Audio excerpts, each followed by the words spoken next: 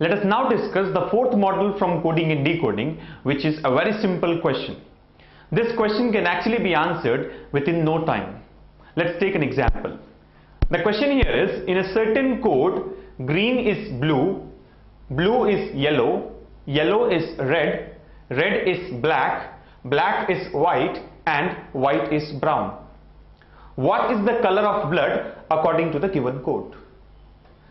Now, as you can see, this is really a sitter and can be answered within no time. We know that the color of blood is red, but as per the given code, red is not red, it is black. So the answer for this question should be the color of blood will be black.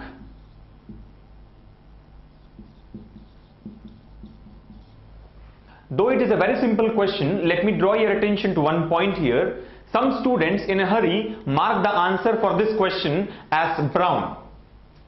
Now the thinking goes in this manner. They say the color of blood is red, but red is not red, it is black.